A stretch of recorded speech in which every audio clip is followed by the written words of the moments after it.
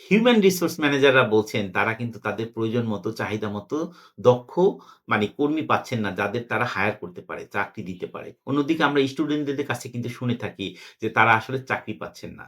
আপনি যদি ChatGPT কে search দিয়ে দেখেন তাহলে দেখবেন যে বাংলাদেশের যারা কর্মক্ষম জনগোষ্ঠী তার মধ্যে 90% মানুষ কিন্তু আনস্কিলড এবং Bangladesh institute of development studies তারাও কিন্তু একটা স্টাডি করে দেখিয়েছে যে বাংলাদেশের 90% এর মতো মানুষ কিন্তু আনস্কিলড।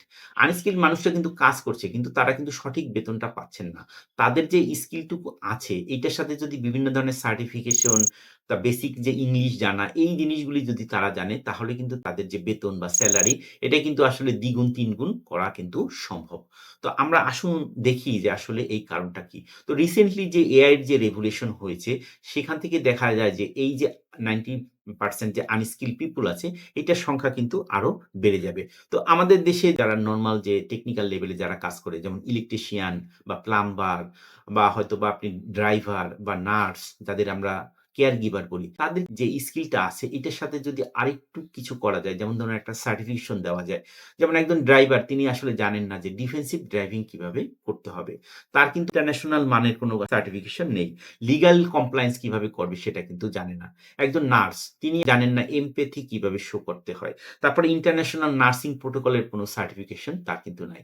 এই জনগোষ্ঠী আমাদের কিছু মিডল ইস্টে বা ইউরোপ, আমেরিকায় আমরা এদেরকে পাঠাচ্ছি। এরা কিন্তু আসলে আনস্কিলড হিসাবে যাচ্ছে। তাদের যে স্কিলটুকু আছে এই স্কিলটুকুই আরেকটু শাইনিং করে এটার সাথে যদি কমপ্লায়েন্স, হাইজিন রিলেটেড সার্টিফিকেশন গুলি যদি এড করা যায়, সেক্ষেত্রে কিন্তু তাদের সেলারি ২ থেকে ৩ গুণ কিন্তু হয়ে যাওয়ার সম্ভাবনা আছে। তো বিভিন্ন ইন্টারন্যাশনাল মানের কিন্তু অর্গানাইজেশন আছে যারা কিন্তু এই ধরনের সার্টিফিকেশনটা করেন। যেমন ধরেন ISO, OSHA, হ্যাঁ? হিক্যাপ এরা কিন্তু বিভিন্ন ধরনের সার্টিফিকেশন করেন। এরা occupational safety management, quality management এর সার্টিফিকেশন করেন। যেমন ধরেন একজন কুক যিনি রান্না করেন, তিনি সঠিক টেম্পারেচারটা জানেন না। তিনি ফুড হাইজিনটা হয়তোবা সঠিকভাবে জানেন না। তো এই অর্গানাইজেশন গুলির মাধ্যমে যদি আমরা সার্টিফাইড হতে পারি, তাহলে কিন্তু আমাদের দেশের যে কর্মক্ষম জনগোষ্ঠী আছে, সেটা কিন্তু মোর দ্যান 50% জনগোষ্ঠীকে কিন্তু আমরা বাইরের দেশে বিভিন্ন জায়গায় কিন্তু কাজ করতে দিতে পারি। তো আমাদের দেশের মেক্সিমাম লোকই কিন্তু মিডল ইস্টে যেয়ে বিভিন্ন ধরনের লেবারিয়াস জব করে। কিন্তু আমাদের এই সার্টিফিকেশন গুলির অভাবে আমরা কিন্তু ইউরোপ, আমেরিকায় সেভাবে কিন্তু আমরা পাঠাতে পারছি না।